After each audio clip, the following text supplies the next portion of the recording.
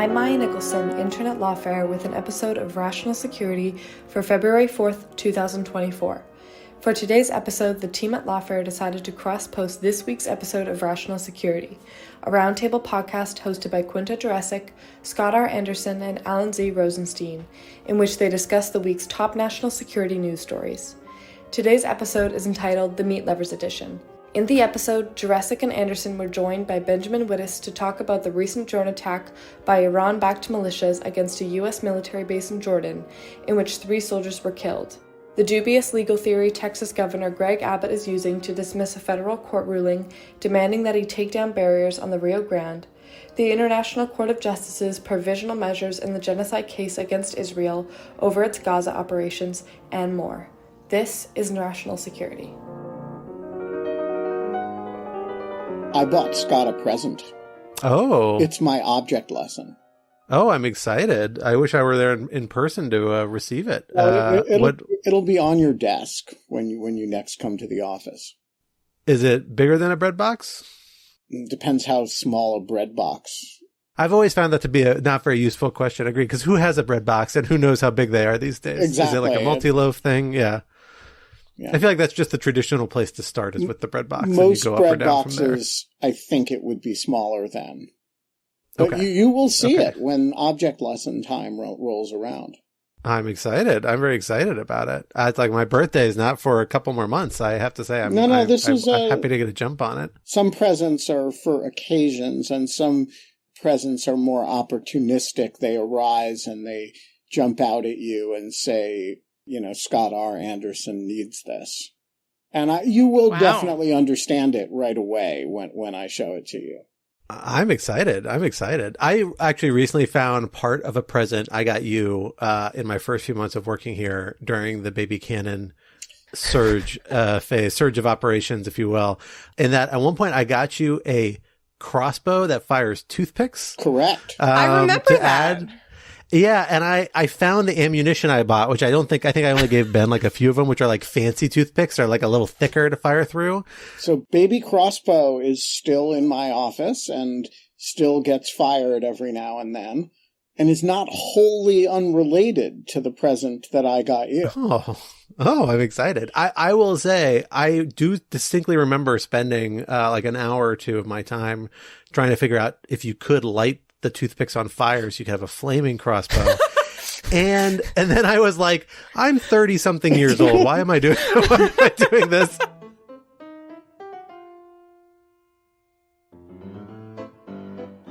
Hello, everyone, and welcome back to Rational Security. I am one of your regular co-hosts, Scott R. Anderson, back here in the virtual studio, hopefully for the last week or one of the last few weeks until we get our IRL studio back up in action. But I am thrilled to be here with one of my other regular co-hosts, Quinta and Scott.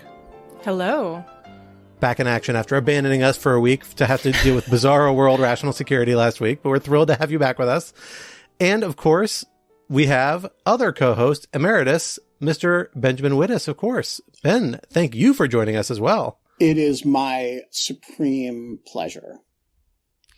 You returned from Miami recently. You have a deep tan. You're wearing a fairly funky hat and a linen shirt, and espadrilles to this day. You still have that Miami spirit with you, but we're glad we were able to pull you back up to this wintry northern-ish, mid-Atlantic-ish climb to get you back on the podcast. I was also in Miami. I would just like to point out 2 things. But where are your espadrilles, Quinta? One is that Quinta was also in Miami, and the second is that all facts in that paragraph other than that I was in Miami are false. I would just like to say I want to get a boondoggle somewhere warm and tropical. The warmest, most tropical place I've ever gotten a work trip has been Baghdad, Iraq. Somebody send me somewhere with a beach, please, because it doesn't really work out for me. I keep getting very nice invitations to Midwestern, northern cities in the middle of winter, and I appreciate it. But give me a beach, guys. Come on. I'll take them. I'll still come, but a beach would be great once in a while. I know I look like I can't handle sun. You're right. I can't, but 20 minutes on the beach will be great. That'll just do great for me. Psychologically, spiritually, it'll be good for everyone. The remarks will be better. I promise you. Well, regardless, I am thrilled to have you both back in DC with me, even if we are meeting virtually, for what has been an incredibly meaty week of national security news. We have several really big stories on several fronts happening on the legal world, in the national security space. Not to mention a lot of stories percolating that we're probably going to pick up in the week or two, including some trials and other items involving a certain former president. We're not going to talk about those this week, but because we have enough other news to fill our plate. So let us turn now to our topics for what we are calling the Meatlovers edition, in honor of how meaty exactly this week has proven to be on the national security front, particularly the kind of hard national security front that we often deal with. Our topic one for this week: the neighborhood is getting worse. 3 American service members were killed in a drone attack committed by Iran-backed militias in Jordan this past weekend. The Biden administration has promised a military response, but one of the groups believed to be responsible has just declared a unilateral cessation of hostilities, seemingly at Iran's urging. How should the United States respond, and what will the regional ramifications be? Topic 2. Don't seek redress in Texas. I was trying to find a mess in Texas. Don't mess with Texas. It didn't really work. This is as close as I could get. Texas Governor Greg Abbott has opted to ignore a federal court ruling demanding that he take down barriers on the Rio Grande on the basis of a novel and highly dubious legal theory, asserting that the state has the exclusive constitutional authority to defend itself from invasion by migrants. How should the Biden administration respond? And topic 3, provisional victory? Question mark. The International Court of Justice has issued provisional measures in the genocide case against Israel over its Gaza operations, directing it to punish genocidal rhetoric and allow in humanitarian assistance, among other requirements, but stopping short of requiring a ceasefire. Is this a vindication of Israel's actions or a condemnation, and what will it mean for the trajectory of the conflict? For our first topic, Ben, let me hand it over to you to get us started. Well, everybody was afraid that the war in Gaza would expand, and the war in Gaza has expanded in a fashion that has been proven rather deadly to U.S. forces stationed in Jordan. I know that many people didn't know there were U.S. forces stationed in Jordan, but in that little northeast corner, there are some, and there are now a number of them injured and 3 of them killed by attacks, a drone attack from an Iranian-backed militia, which, as Scott says, has just declared a unilateral ceasefire, but has not freed my friend Elizabeth Tsurkov, whom they are holding hostage. Republicans are pressuring the Biden administration for a military response against Iran itself, which would, of course, be an escalation of sort. And this comes at a time when Houthi forces, who are also Iranian-backed, continue to attack international shipping in the Red Sea, all of which proves the famous axiom that what starts in Gaza does not tend to remain in Gaza. And Scott, how fucked are we? So this attack this past weekend really has the potential to be a pivot point for how the United States is approaching Middle Eastern policy at this point. I'm not sure whether it will, and the Biden administration is, I think, to its credit, being very cautious and deliberate in structuring a response, despite political pressure from various corners to pursue one rapidly. To kind of lay out the context of which this has occurred, this is the latest in what has been an escalating and fairly rapidly and substantially escalating pace of attacks by these various Iran-backed militia groups, of which there are many in Iraq and Syria, since the October 7th massacre by Hamas that led to the Israeli military operation in Gaza, that this is all nominally a response to. These attacks happened before. They've happened fairly often. There were about 120 of them from 2020 through October 2021 through October 2023, through the first couple years of the Biden administration. But since October of last year, so just in the last 4 months or so, we have seen 160 of them. So a pretty, really dramatic increase. And in particular, targeting a broader range of targets. This attack this weekend actually was part of a multi-country kind of wave of drone attacks. One against Jordan, if I recall correctly, one against Israel, a facility in Israel, one against Iraq, one against Syria. The Jordan one was the one that succeeded and really tragically killed a number of U.S. service members and injured many more, north of 40 at this point. Some quite severely. At least 8 were medevaced out of the country. The group that's been doing this is a little unclear. It's actually a bunch of different groups that are operating under, many of which, not all of which, but many of which are operating under the umbrella name of this called the Islamic Resistance of Iraq. Kind of an effort to confuse responsibility and accountability, and to kind of tie all these different groups together, many of which are nominally independent. Many of them have existed for a long time. They're pseudo-criminal organizations in a lot of cases. They have turf. They do different types of criminal activities in addition to paramilitary activities. But then awkwardly, they are also, many of them, part of the Iraqi government. They were formed often as ways to kind of bolster the security forces of Iraq during the counter-ISIS offensive, with support from Iran. And then they've just kind of hung around, but in an effort to get control over them, the Iraqi government put them on the government payroll and tried to put them in the chain of command, somewhat unsuccessfully. So you have these weird state-sanctioned criminal groups / terrorist groups / paramilitary groups that do things all the time the Iraqi government doesn't like, including hurling rockets at Iraqi military facilities because U.S. soldiers happen to be there, that often kill Iraqi soldiers, frankly, kill more Iraqi soldiers than Americans. And that kind of gets to the danger of this act. Striking a facility in Jordan is pretty dangerous. This Tower 22 facility that was hit has a close nexus to Syria. It's close to Syria. It was a hardened facility. It had security measures, which wasn't clear to me initially, like to what extent it was. And we still don't know whether it's the same scale of security measures facilities in Iraq and Syria have.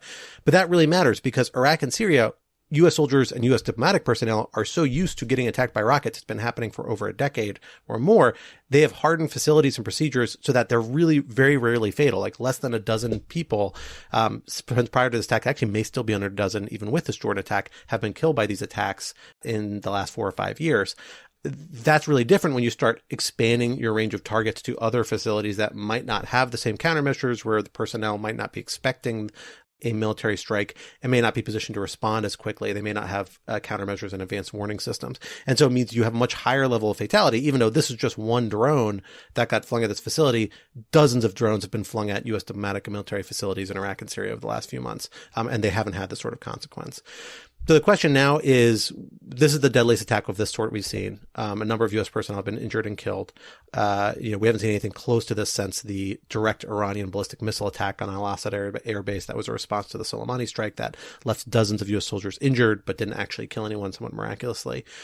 So the question is, how does the Biden administration respond?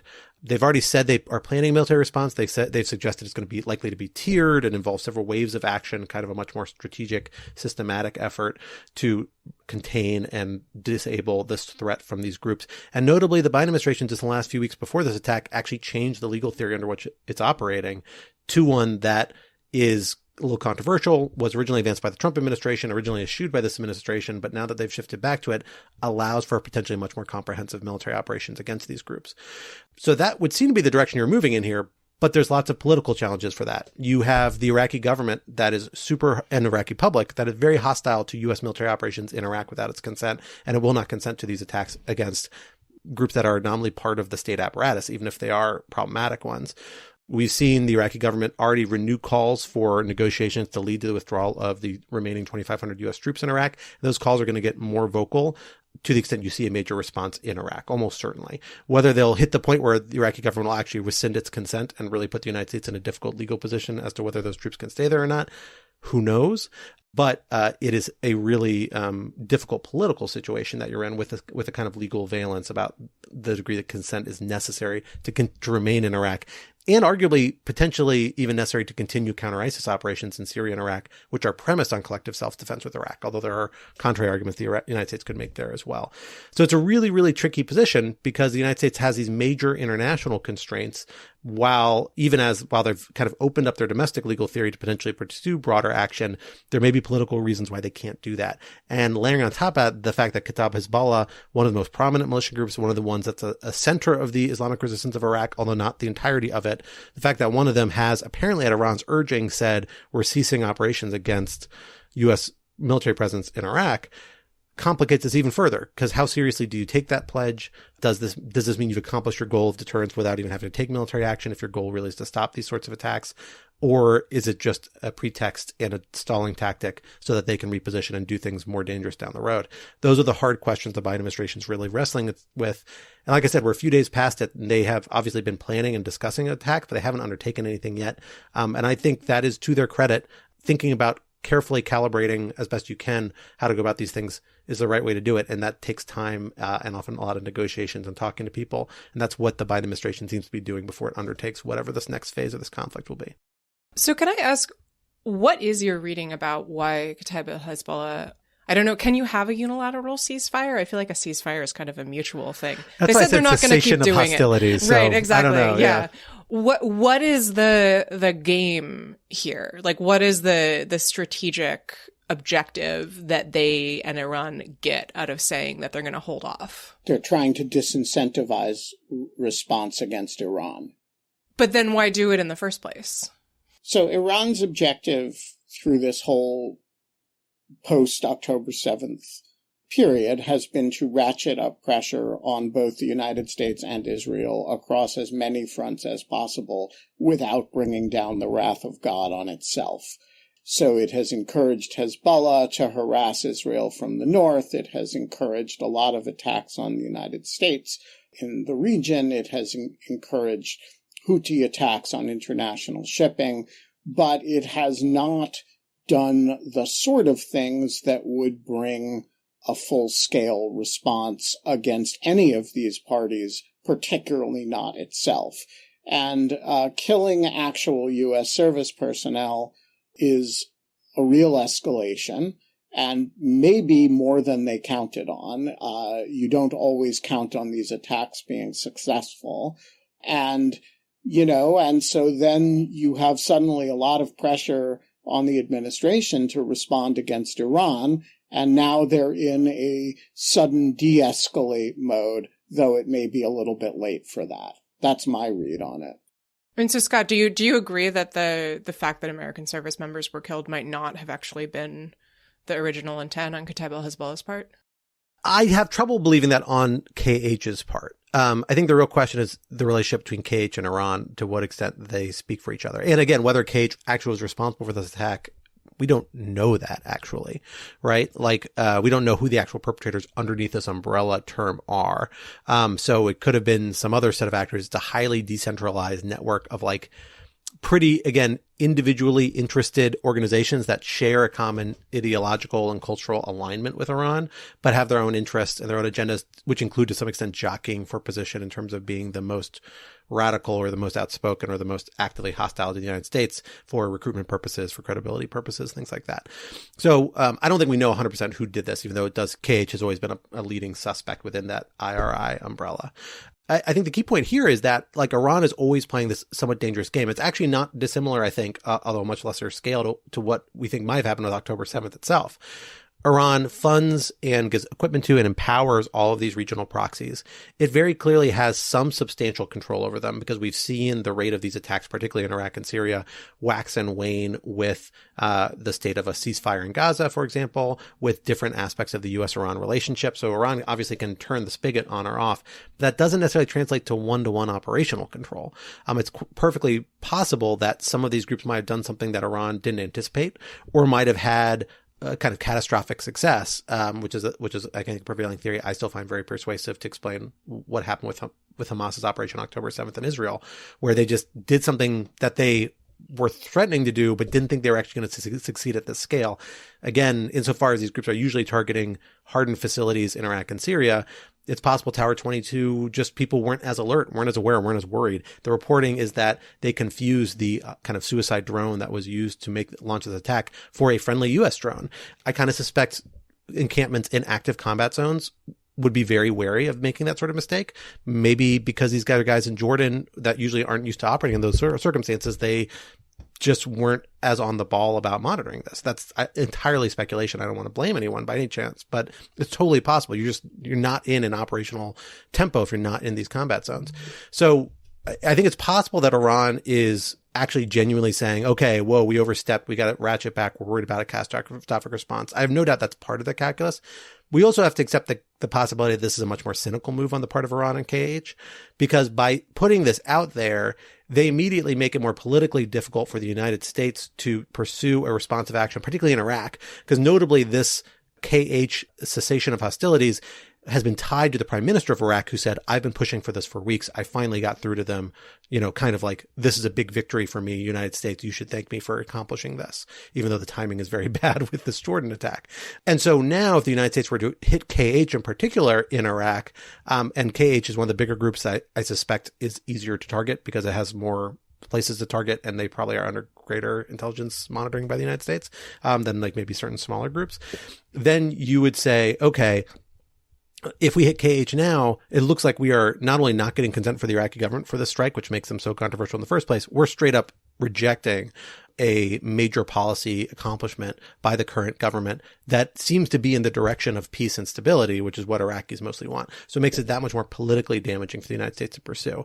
I kind of suspect, like, when Iran plays these games, they're playing both edges. They are often find themselves in like basically win-win situations because the United States is just in a bad political position in the Middle East in pursuing any sort of military action because there's always long-term political consequences for it that are hard to judge and that might outweigh whatever short-term operational benefits you might get for disabling or deterring the direct attacks. And Iran knows this, and so they keep doing these provocative things trying to get the United States to overstep in its response and therefore undermine its position in Iraq for having a military presence there. And its objective has always been get the Americans out of Iraq, and that's still its objective, I think. All of which is a long way to say we don't 100% know. And that's why there's a tricky situation for the Biden administration to really suss out. We won't know for weeks how serious this cessation of hostilities is. And perhaps in those weeks, KH will harden itself or hide its key leadership and take other steps that will make it harder to respond militarily in a meaningful way.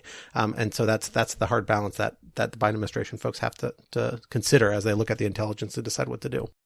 Ben, you mentioned that this group, Kataib al-Hezbollah, is actually holding a friend of yours hostage. Can you talk about that a little? Yeah, I mean, Kataib Hezbollah is a bad group of guys, and they are, among other things, they hold hostages, and they, back in March, I believe, captured... She's an Israeli-Russian scholar named Elizabeth Surkoff, who people who follow Middle East stuff on Twitter may know. She was doing her dissertation at Princeton, and she has spent a lot of time both in Iraq and Syria over the years. And she was kidnapped in Iraq, in Baghdad, and has been held by Kataib Hezbollah ever since. Recently was forced to release a kind of hostage video. So we do know that she is alive. And there was a significant New York Times, the New York Times ran a article by a friend of hers and about her sister who's been campaigning for her release. But it is a very sticky situation because she is not American. And so it's not one of the hostages that the U.S. government has a lot of equities in. The Russians, don't seem to care very much. And the Israelis, don't have an active line of communication to Iranian proxies about, the people that they're holding. And so it's a very unfortunate situation, and it is maddening for those of us who care about Elizabeth, whom I know actually purely electronically. I've never met her in person. We've corresponded a fair bit over the years. But that, Kataib Hezbollah is, among other things, it kills American soldiers, it kidnaps scholars, and it is also part of the government that we help fund. And, that is a maddening situation. And, hashtag free Liz. But Scott, I want to turn back to War Powers matters before we switch topics, because you alluded to something interesting before, which was that the U.S. had actually switched its theory of what the domestic law authorizing any U.S. operations in theater is. So remind us, what was it, what is it, and why did it change? So the United States has had this kind of oscillating legal theory because there's been a difference between the Trump administration and Biden administration's approach on this that have, in the last few weeks, really, arguably in the last week or two, kind of finally united. The Trump administration, which is the first country that started doing the first presidential administration that really started doing these defensive military actions against Iran-backed militias in Syria and then particularly in Iraq in 2019, which is a much more kind of controversial step because it's being done without the consent of the Iraqi government. Their theory at the time was that these actions are authorized by the 2001 and 2002 IUMFs as kind of an adjunct to the counter-ISIS mission, which is what U.S. forces are primarily pursuing in Iraq and Syria. The logic goes, those authorized necessary and appropriate force to pursue the objective of eliminating ISIS, and that, well, if you're eliminating ISIS, that means that you can't let your soldiers be attacked by third parties, or your partner forces be attacked by third parties. And so they embrace an idea that AUMFs, through that language, authorize something called ancillary self-defense, which is this idea that, hey, we can defend our forces and our partner forces against attacks from anyone, as long as they're under an AUMF authorized mission. Now, that doesn't necessarily reach to say the AUMF authorizes unlimited military action against all those targets. There has to be some nexus to self-defense, but the executive branch has never really fleshed out exactly what that nexus is. It's suggested in correspondence with Congress that it's somewhat narrow, but in practice, like a lot of these strikes haven't been entirely that narrow. So it's a little convoluted. The Biden administration, when it came into office, abandoned this theory, and they relied strictly on the president's Article 2 authority, which basically says that if it's in the national interest and it's not of a substantial scale or doesn't risk escalation to a substantial scale, the president can pursue it. They did this in part because the AUMF theory was always seen as controversial. It was seen as a way to further stretch these already badly mangled AUMFs beyond their original intent by Congress, and Article 2 is just a little cleaner. But the problem is Article 2 has procedural constraints from the War Powers Resolution of 1973. Basically says every time you use an authority, you have to report it in 48 hours. And then after 60 to 90 days, you're supposed to withdraw if Congress doesn't authorize it. To avoid this, the Biden administration would just bundle its military actions. Like every few months, it would take a set of strikes and would treat each of those as an independent operation, meaning it would get its own 48 hours report and then its own 60 to 90 day clock. So the clock never ran because instead of pursuing one set of military operation or one military operation against Iran-backed militias, it did 4 of them over the course of the several months. It's a little bit of a dodge that the executive branch has deployed in prior circumstances. Recently, in the last few weeks, the Biden administration, though, has abandoned that and moved back to the ancillary self-defense argument, saying the 2001 and 2002 AUMFs authorized this action. That's notable because I suspect it means that they think that the tempo and pace of these operations is likely to increase to the point that you're not able to make that intermittent spacing structural argument, meaning that they're going to have a much more significant number and frequency of these responses, or at least they might in the near future, and that they might well extend past 60 to 90 days. Because those run up against those war power resolutions limitations, they have an incentive to say, well, let's find a statute that can authorize these, and that leads them back to this ancillary self-defense. There has to be some nexus to self-defense of the counter-ISIS mission. Like that is a constraining factor that doesn't exist for the Article 2 claims. Like it's somewhat more constraining in terms of substantive scope than an Article 2 claim. But the procedural measures are really the thing I suspect driving this. And it's a sign that the Biden administration thought that these things very well might escalate and that they were at least legally preparing to have the option to pursue more substantial, sustained military operations. And I think that might be what comes out of this, quite possibly, notwithstanding the difficult regional dynamics that would put the Biden administration in. But certainly, at least legally, it seems to be a more available option now than it was under the Biden administration's prior legal theory. Well, from trouble on the Iraqi, Jordanian, Syrian border to trouble on our own southern border, let us turn to the great state of Texas, which is doing some not so great things by some people's views these days, but some very novel things, legally and constitutionally novel things. Specifically, Governor Greg Abbott, a man who does not shy away from controversy, especially when it comes to fights with the federal government over immigration and related issues, is doing something quite exceptional. There is an existing judicial order from federal courts, essentially removing a injunction that had been placed on federal agents from removing barbed wire and other barriers along the southern border put there by the state of Texas. The Biden administration has sought to remove these. There have been an injunction at some point prohibiting them from doing so, as the legal arguments for who has the authority to do this and whether Texas can do this were resolved. Those legal arguments have now been resolved all the way up to the Supreme Court, more or less. And yet the state of Texas has indicated that or Governor Abbott has indicated, I should say, that he intends to come back and continue to install these barriers.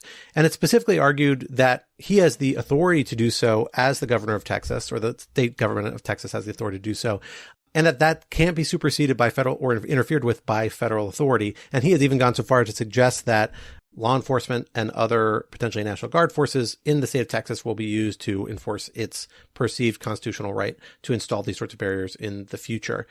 Quinta, let me turn to you on this. In making this argument, Governor Abbott is relying upon a pretty unique reading of a largely overlooked clause of the Constitution relating to invasions.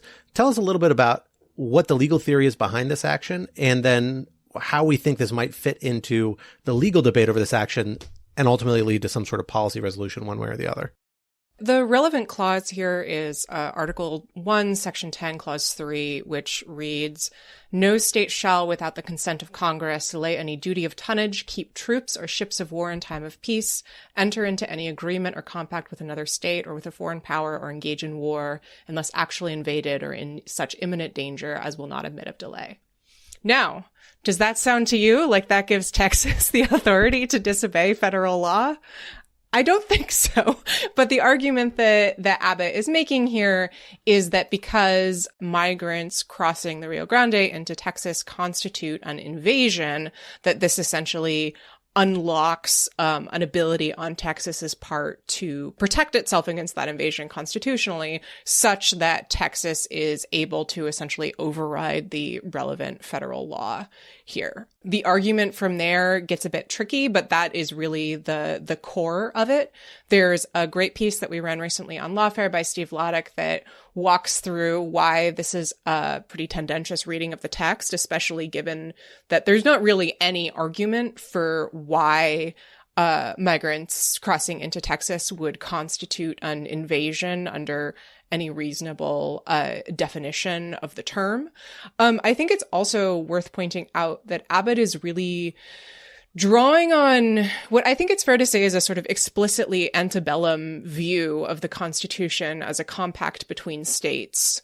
He references that theory explicitly in his statement on the Supreme Court ruling, which, as you say, lifted this lower court injunction and allowed CBP to cut these wires to allow migrants through.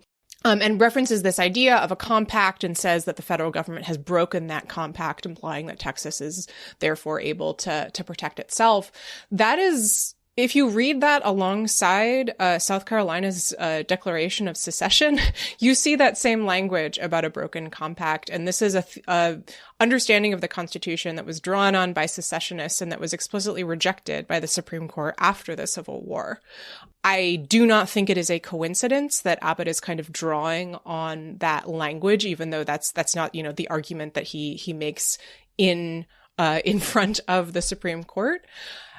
And I think it points to, a larger issue, which is, I think that there are real and serious legal issues here, and we can talk about them. This is political posturing, and it's political posturing at the sake of human life. Migrants have died because CBP was not able to cut through this wire quickly enough to reach them. Currently, the state of things, as I understand it, is that the Supreme Court, that Texas is not forbidden from putting up more wire, but that CBP is allowed to cut through the wire. But as the United States has argued in its briefing, the wire is not a piece of cake to cut through. It's razor wire. It takes a while to get through. And so the longer that Texas is, continually allowed to put this up, the greater and greater risk there is that more people will get stuck in the river and not be able to be helped by CBP. And so there are, I think, serious questions about what Texas is up to here, but I do want to underline, there are real people whose lives are at stake in the most literal possible sense. So I want to add to this that this particular skirmish takes place alongside of the Republican congressional apparent abandonment of a border security deal that was itself supposed to be the price of continued support for Ukraine. And if that sounds like a non sequitur layered on top of a non sequitur, it's because it sort of is. But, for a number of years, Republicans in Congress have argued that border security legislation is the most important thing that needs to happen. and a variety. I mean, people say that immigration and border security is the hardest issue in Washington. I don't know if that's true, but it's certainly one of them. And Republicans finally found an issue that they could really leverage to force the Biden administration to shift gears on the border, which was the administration's desire to have more money to support Ukraine, which of course has run out around the end of the year. And, you know, now that Trump has come out against this border deal and against the negotiations that have apparently borne fruit, although we've never seen legislative text, the deal is, I don't know if it's dead, but it's certainly on life support. And the result is that these skirmishes between border states like Texas, particularly Texas, and the federal government, they become more acute because there is no immediate prospect of the federal government actually taking a more aggressive posture toward the border. I was down there recently, and I mean, I do think there is a genuine situation there that a lot of Democrats have been in denial about for a while, that really requires a shift in gears in one direction or another. It's not obvious to me what that should look like. But the serial Republican temptation, both at the state level and at the federal level, to raise the stakes, often at the expense of, as Quinta says, migrant safety. But in the congressional case, raising the stakes is at the expense of Ukrainian safety. So it's, you know, kind of raising the stakes in all kinds of other areas in order then to say no to precisely the kind of border security tightening that they purport to want. It's a really destructive and very frustrating approach to governance. And I want to add to that and say, you know, I think there's also a lot of interesting legal brinksmanship at play in this case that reflects kind of some legal realities of, frankly, like a post-Trump administration era, both in terms of the model of some Trump litigation and the changes in the federal judiciary.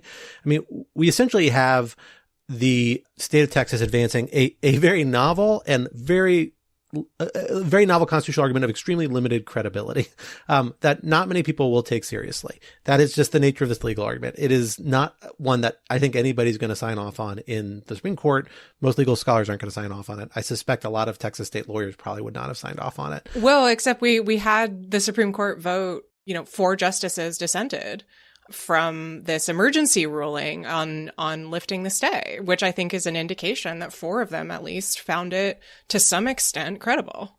So it's very different from the original posture about the stay versus an argument of the exclusive authority coming from this invasions clause extending to migration, right? And I also would be a little surprised to hear about, like, my guess, if we had gotten an opinion from those 4 justices, which we didn't, my strong suspicion is that it's much more about the standards for injunctive action and limiting harms. I think they would essentially argue Texas actually, we don't know, but like, I wouldn't read into that somehow this means you have 4 votes for Governor Abbott's position on this. I think that is probably not correct.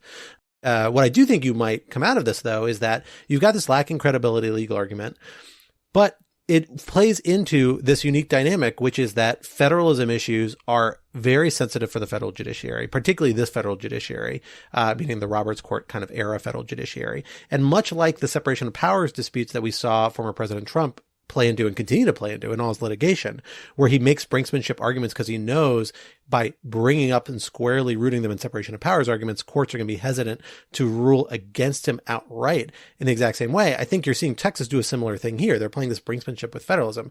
And then this is all happening in the Fifth Circuit, which is one federal appellate court that actually does buy into these arguments, meaning you actually have to get all the way to Supreme Court to consistently be able to say, we're going to resolve these things.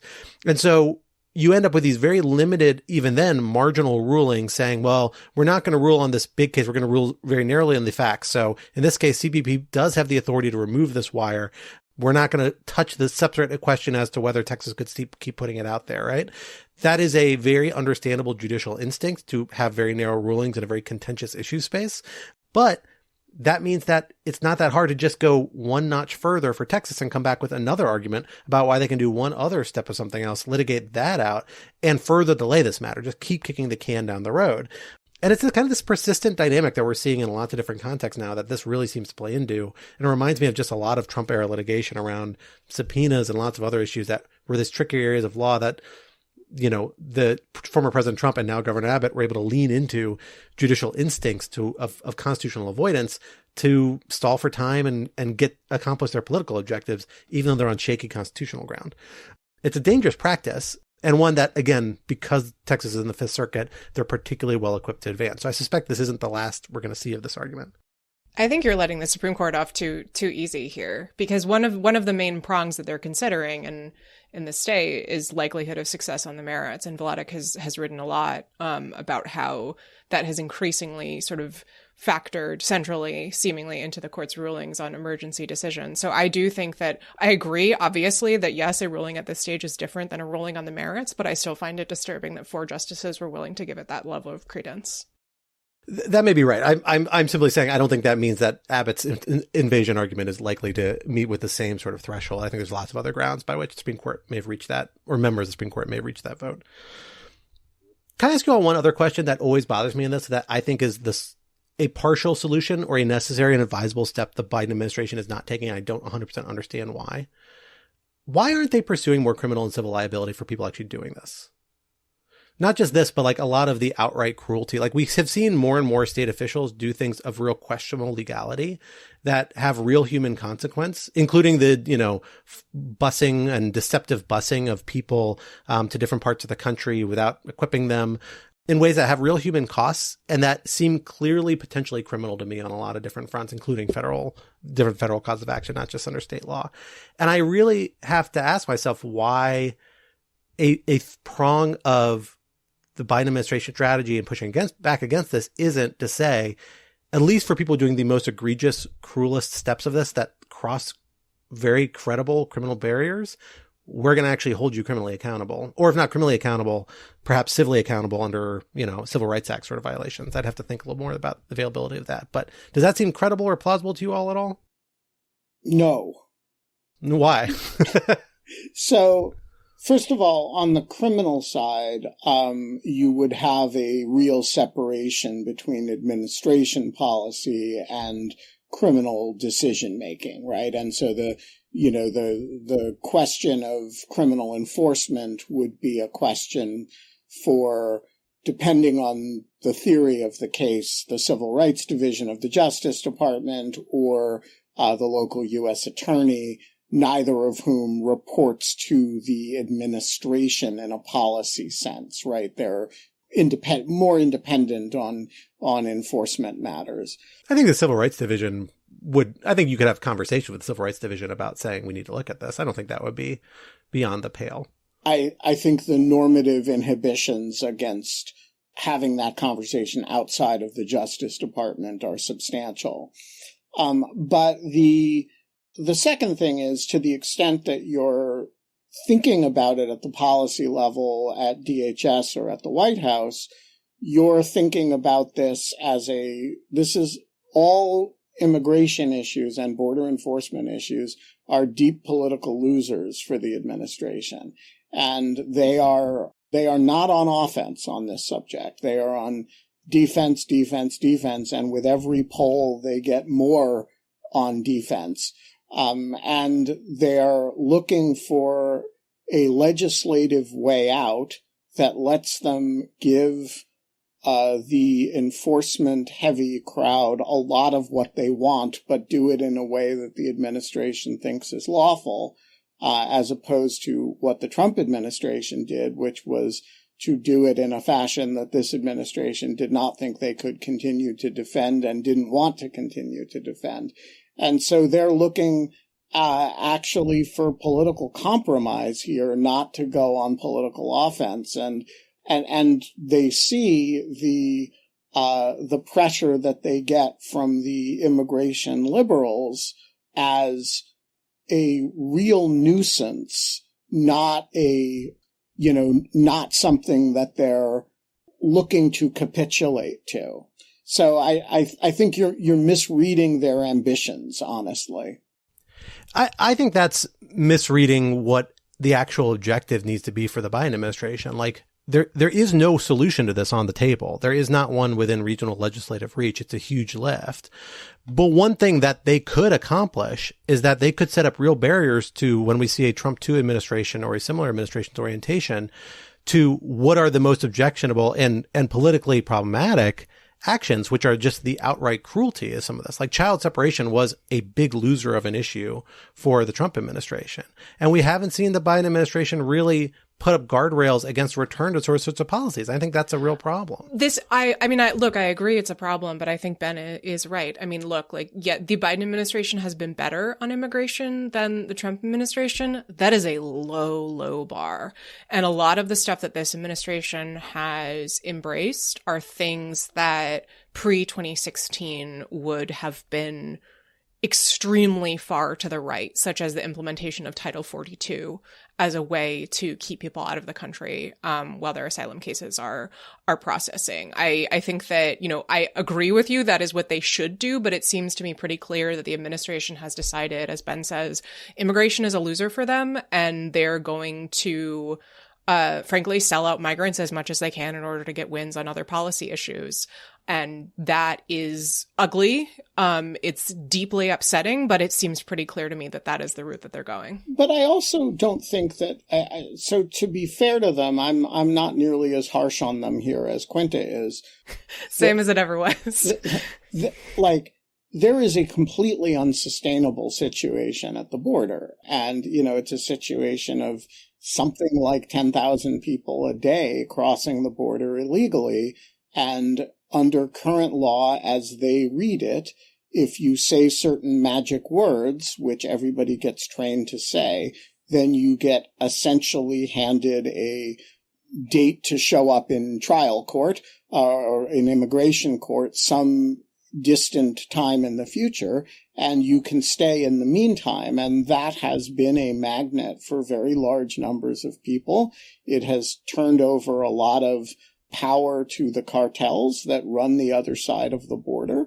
And I don't think the administration is, I don't think Republicans are wrong to say there needs to be a way to handle this situation. And I don't think the administration is wrong to say, let's create a framework to deal with it legislatively. Now, that has to be done in a careful fashion and in a humane fashion, but I don't think that the country needs to tolerate just sort of unrestricted flow over that border on an illegal basis. So I don't want to sound like I'm sharing Quinta's anger at the administration here. I think they're in an impossible position. That said, I don't think there is any chance in the world that their primary objective right now is to prevent a subsequent Trump administration from re-implementing the harshest policies that they exercised. Their objective right now is to limit the political damage of this situation for themselves. Jurassic 2024, open borders and one world government. You heard it here first. I'll just say, the sublimation of, if you're going to draw a principle basis and say the sublimation of law enforcement principles shouldn't be sublimated to the, political interests of the executive branch, you're making the contrary argument here. The core point here is that this is criminal conduct, or at least very colorably criminal conduct that's happening in a lot of these cases. When you are deliberately harming, injuring people, refusing them water, restraining people from giving assistance to people who are dying on the border, forcibly relocating them, I think those are criminal acts, federally criminal acts that are not being investigated for political equities. And if at a minimum, if the one thing the Biden administration could salvage from this very difficult situation is to draw a line and install some sanctions so that the most cruel, most inhumane actions, which I don't think Title 42 deportation, while I disagree with it, it falls in that category. I mean, the truly inhumane stuff that we saw happen, like, that would be a victory and a meaningful one. And frankly, one that I think has political salience, with the constituency. So, that's my pitch for at least a low hanging fruit. I hope the Biden administration, considers taking a stab at. Speaking of one world government, we have a ruling from the International Court of Justice in South Africa's case against Israel under the Genocide Convention, or more precisely, an interim order. The merits of the case, I think, it's fair to say, will be going on for quite a few years now. But in the meantime, we have a ruling finding, first off, what everyone cares about most, the jurisdictional question. They do have prima facie jurisdiction. Prima facie jurisdiction being very different from actual jurisdiction, which we will not find about for later, for about 3 years. Yes, we're going to table that for now. It also found that South Africa's claims that Israel has violated the Genocide Convention are plausible, and ordered that Israel take a number of provisional measures to avoid violating the convention. There is a lot to get into here. Scott, I'm going to start with you. What specifically did the court rule, and what do you make of it? Yeah, so essentially we got a multi-part ruling, which is how ICJ judgments usually work. You have different justices joining different provisions, but it was pretty unified. 15 of the 17 judges who were involved, that's 15 standard judges of the ICJ and then an ad hoc appointee from each party, were in alignment on the vast majority of the holding. And that is essentially that there was prima facie jurisdiction, meaning the ICJ can rule this. That doesn't mean that there will actually be a jurisdiction, a full finding in the end. And prima facie jurisdiction is like a line that's kind of been evolving, exactly how the ICJ feels about it and where exactly the line is. It's a little fact specific, and context specific. So it's a little hard to generalize, but, I don't think people are necessarily super surprised given recent rulings in the Myanmar context and in the Ukraine context to see a prima facie jurisdiction finding here, basically saying there is a colorable case made that we might have jurisdiction here. And then you saw several provisional measures installed. These essentially require the Israeli government to allow humanitarian assistance into Gaza, to take steps to punish genocidal rhetoric, to try and preserve evidence of genocide, to take actions to prevent potential genocidal actions. And a number of kind of other related measures. And then perhaps most importantly, it says we're going to revisit this in a month, and Israel owes us a report on this in a month. I actually think that's the most significant part of this particular regime that's being set up by this decision, which I can get to explain why in a minute. What it didn't do is, first, interestingly, it doesn't appear to have compelled access for any sort of UN or other international investigatory body. The preserving evidence kind of suggests maybe that will be a subsequent action, because it's retaining and providing access to evidence. So maybe that's rolled up in that to some extent. But there were calls, and I can't remember what was in the initial application, but I believe it was, to say, no, you actually need to provide access to independent third parties to review some of these claims. I don't believe that was included in here, although maybe I missed it somewhere. It's a lot of words in these opinions. And then perhaps most importantly, what was missing is a ceasefire. South Africa had asked for a requirement of a ceasefire. I think a lot of people looking at this case had been very dubious of that claim that was likely to come out of this. And it didn't. In fact, the court did not touch on the possibility of a ceasefire in any meaningful way. And we can get into why that might be. But instead did stop short of that, instead issue these other provisional measures. And that's led to a lot of both sides claiming this both as a win to various extents, in a kind of an interesting way. So, Ben, how has this been received in Israel? It is hard to explain how offensive this case is to Israeli and more broadly to worldwide Jewish sensibilities. And that may be a subject for another day, the sort of cultural reception of a case like this. But I think, so a lot of the reaction reflects the sense that this case is a intentionally highly offensive gesture. But that said, the Israelis are, if nothing else, good lawyers, and they know that this went about as well for them as it possibly could have. so not only is there no order of a ceasefire, there's really no order that they cannot contend they were doing anyway, with the single exception of the ability to the regulation of senior officials' statements, which I will get to in a moment because it's actually the point on which they're most vulnerable. And so I think there's a pretty pervasive sense that this could have been a lot worse for them, that mingles with the anger that the case happened at all. This will leave a very bad stain on Israeli-South African relations that have never been very good, but this will be remembered in a deep way.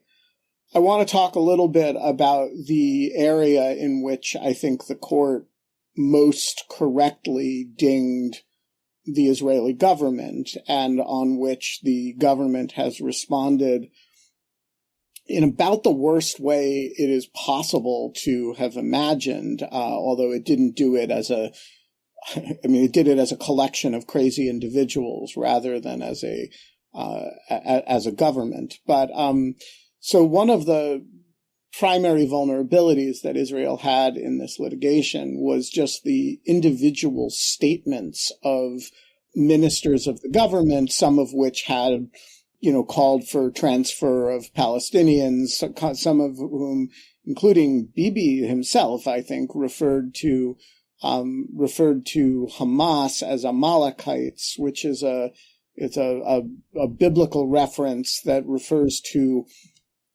a tribe that attacked the Israelites, and that the commandment of response to is to annihilate them. And it was not the Hamas wing of Amalek that is called upon to be annihilated. It is Amalek itself. And so referring to Hamas as Amalek at least raises a question of what you do with Palestinian children. And it was an exceedingly ill-advised thing for Bibi to say. And even the very measured and I think very admirable current president of Israel, Bougie Herzog, had made some comments that were clearly about Hamas, but if you don't specify Hamas very precisely, could be interpreted to be about Palestinians more broadly. And then, of course, the crazy right of the Israeli government, the Bezalel Smotrich and Itamar Ben-Gvir, have said all kinds of things. And, one of the problems with the Genocide Convention, and which is, by the way, a convention that really warrants some scrutiny at this point as to what value it has in international human rights. One of the features of it is that everything turns on intent. So you can kill an enormous number of people and it not be remotely close to genocide within the meaning of the convention if, for example, you don't do it with the intention of wiping out that people as a people, in the language of the convention, in whole or in part.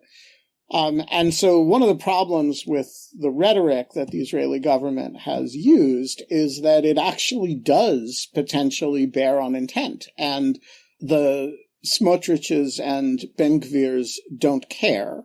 But if you're the head of that government, Bibi Netanyahu, you have to care. And arguably, he does not care enough because he does not fire them from his government, which would cause his government to fall. And he does not discipline himself especially well. And so he can say what the policies are and aren't, which he has done. And he's made clear that they do not have a policy of driving Palestinians out of Gaza. And they do not have a policy, obviously, of killing Palestinians as other than targeting Hamas. But when you allow enough of your people to make statements like that, over enough time, you put a lot of arrows in South Africa's quiver, and that's what happened here. And I think but for those statements, the plausibility finding as to genocidal intent would not have been made. And so, I think there's a genuinely self-inflicted quality to the wound that Israel has suffered here. And the response of, I believe it was a dozen members of the current government, was to attend a conference on Thursday or Friday about resettling Gaza, removing Palestinians from it, and resettling it with the old Gush Katif settlement block, which was the settlements that Ariel Sharon removed in 2005 when Israel ceased to occupy Gaza. And so, I do think this is a situation where, if the question is reasonably, is Israel committing genocide in Gaza? The answer to that question is no. If the question is there an unholy alliance between Israeli rightists who love to use language that is actually cognizable under the Genocide Convention and people mostly on the left worldwide who want to think about this convention as applying to this situation? Yes, there is an unholy alliance between the two, and they should both eat each other's limbs.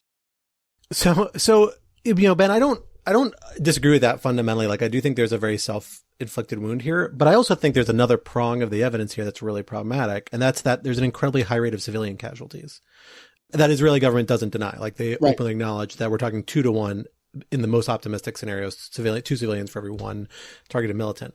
If you didn't have that element as well, and the displacement, frankly, probably plays into as well, maybe that's a third prong, I don't think even these statements would weigh as heavily. It's the combination of those three things that I think led to the plausibility finding here. So I just to be clear, I think that's exactly right. I mean, if you don't have a high rate of civilian death, there's no basis to be you wouldn't even be talking about major human rights violations, right? But the thing that gives rise to the inference of intentionality is the statements. And if you had the same rate of civilian death and none of these statements, South Africa's case would have been dramatically weaker. It definitely would have been weaker. I'm not sure it wouldn't have passed the threshold here, if I'm being honest. Like, because I think the direction we're seeing the court drift between this and Myanmar and Ukraine is the idea where you are having these, huge population transfers, large civilian casualty incidents, that those rise to the prima facie case that there is at least a possibility of genocide here, and that provides the court supervision. And to be clear to listeners, like, the reason why these come under the Genocide Convention is because it is the one remaining legal instrument, one of very few that's widely subscribed to by the international community, but that has automatic ICJ jurisdiction. Most human rights treaties, international law, like Geneva Conventions, etc., do not have that. So it's the one place to get this judicial supervision. But I kind of think that's increasingly proving to be a feature, not a bug, in a lot of people's eyes, because it provides a mechanism for what we're seeing in this case, which is continued judicial supervision, which creates a kind of pressure on a state to say, well, we know somebody's watching us, and we need to start regulating our behavior to avoid being trapped into the crime of all crimes and having a case. That's particularly important for Israel, I think, who does care about the perception that they're committing genocide more than other states because of the obvious historical ties to the Holocaust and its aftermath. But I think that's kind of a tool that a lot of people see value in this case. And that's why I think the monitorship element of this, the monthly check-in, is so instrumental, because it's suggesting that, like, Israel's going to have to start regulating itself, or it's going to be back in front of this court making arguments about why it's not taking these kind of basic steps. And that's going to happen well before we get to the final resolution of this case, which frankly, I am confident Israel will win, because the actual bar for not prima facie, for actually proving intent, super high, really hard to do. And I'd be very surprised if they thought they met in this case. There's a reason a lot of states might be uncomfortable with that formula, but when you're talking about something as atrocious as genocide and the types of cases we're talking about, which are like huge atrocities, even if they're maybe not actually genocide, I think more and more states are actually finding themselves a little more comfortable with that, including the United States, interestingly. So it's a unique mechanism that we're now seeing applied to the most troubling case. But I I kind of suspect a lot of states are going to see utility in this as a way to try and get Israel to regulate some of this behavior and reinforce some political statements by the United States and others that have been less successful thus far.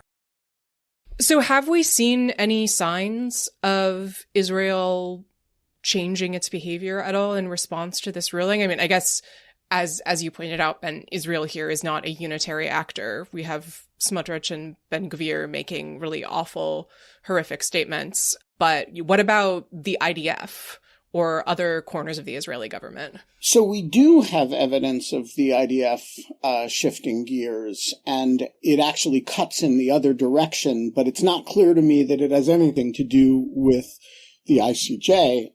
The pace of operations has slackened considerably. The Israelis are in relatively advanced U.S.-led talks, indirect, obviously, with Hamas for a sustained, some report 6 weeks, some 8-week ceasefire in response to the hostage, in return for hostage release. And the pace of air operations is significantly, and artillery operations is definitely lessened, which has a pretty dramatic impact on the rate of civilian casualties. I don't think any of that has much to do with the ICJ. I think there are 3 big factors that are driving that. One is U.S. pressure, which is considerable. And the second is the fact that the nature of the early part of the operation has forced a lot of people into southern Gaza, where it is much harder to therefore operate effectively because you've got even more people crowded together than normal. So you're operating, control of northern Gaza is more or less established, and it's a little bit more of a ground operation than an air operation now. And the third factor is that there's a real debate in Israeli society about whether the objective should be to destroy Hamas or whether the objective should be to free up the hostages. And those objectives have really competing ways to behave if you're prioritizing one versus the other. And so all of that has led to a slowing of the operational tempo, which causes many fewer civilians to be killed. But I'm not sure if any of that has anything really to do with the ruling that the ICJ made, although it will, as to Scott's point, make it easier for Israel in a month to address the follow-up than it is than the initial hearing was. Well, folks, that is all the time we have together this week. But this would not be Rational Security if we did not leave you with some object lessons to ponder over in the week to come. Quinta, what do you have for us this week? I would like to give an update on my favorite topic, New Jersey politics. You may have seen our senator has been indicted. There is now a race on to decide who is going to be wrangling in that primary to take Menendez's seat. So Central New Jersey Representative Andy Kim has thrown his hat in the ring. And we also have entering one Tammy Murphy, who is the wife of the current governor, and until recently was a registered Republican. And the state sort of Democratic political machine has really thrown its weight behind her. There is a very funny New York Magazine article about this debacle, which includes an incredible quote, which I will now read to you.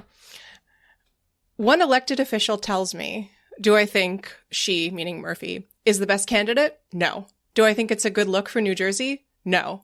If you're asking me, am I going to vote for her? The answer is no. This is a person who has publicly endorsed her. New Jersey, undefeated. I will just say on the other side of that competition, Andy Kim, and, I don't do political endorsements. Andy Kim is a remarkably thoughtful and un-New Jersey politician-like guy. And if you listen to our conversation with him on the Aftermath from season 1, where he talked about his experiences on January 6th. It is one of the most moving interviews we have done for that series. And so I will say that without reference to current New Jersey electoral politics.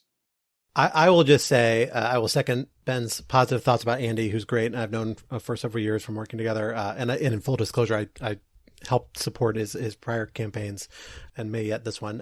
But I will note, can you imagine if he gets elected, New Jersey will have the most earnest senatorial delegation of all 50 states between Cory Booker, like a living hug personified, and Andy Kim. Like, it is just so bizarre that this is what New Jersey has sent to the United States Senate. But who knows? It very well might happen. And, I think it's a great, human side of New Jersey that we don't get to see often enough, there in the Senate. So thank you, beautiful Garden State, for that, if it comes to that. Well, folks, for my object lesson, I am going to roll logs for a new feature we are rolling out at Lawfare.